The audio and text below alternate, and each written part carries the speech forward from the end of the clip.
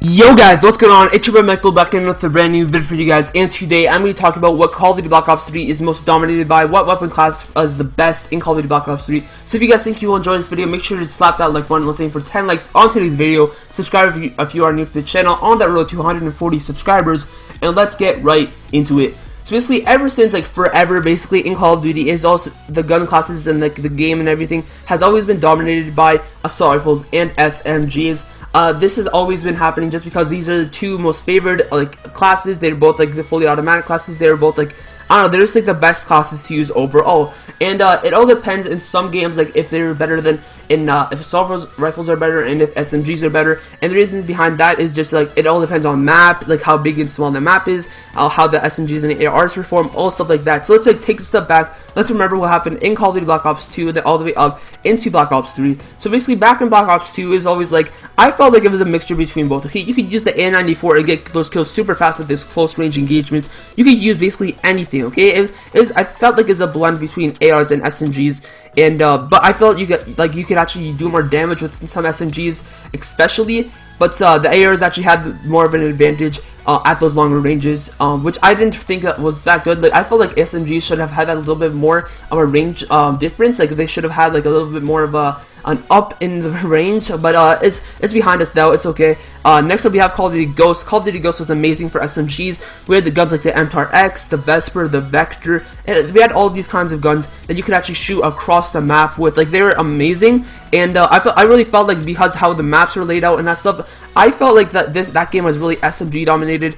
The ARs were really just if you wanted to run something new. I really like the Honey Badger and the AK-12, stuff like that, because those you can actually use in an SMG or AR form, basically because the Honey Badger, I loved using it close range, to be honest. It was a really good gun, and it was an assault rifle which acted kind of like an SMG, so it was really awesome.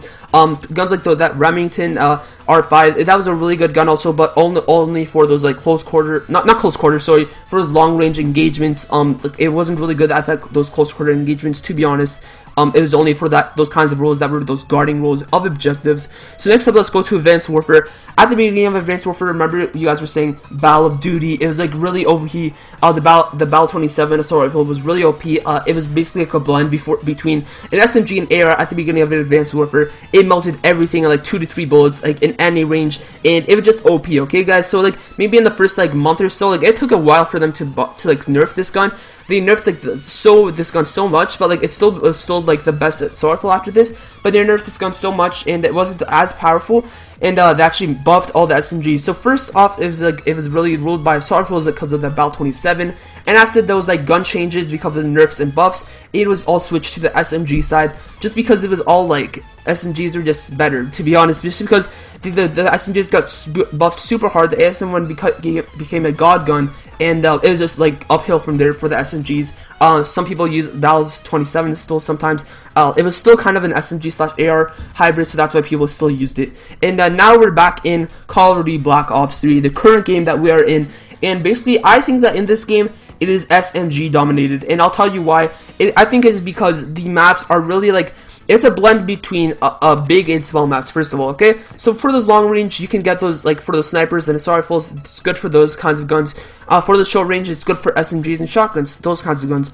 But also, I feel in this game, SMGs have a really good range, okay? These the ranges on these SMGs that they can perform at are insanely good, okay? The CUDA, you can just burst people across the map, compete with MA7s, compete with ARC7s, or Ken-44, so you can compete with anything, with the CUDA, the Razorback, at those longer distances. And I felt SMGs that really have that up in the range in Call of Duty Black Ops 3, something different than what we saw in Black Ops 2.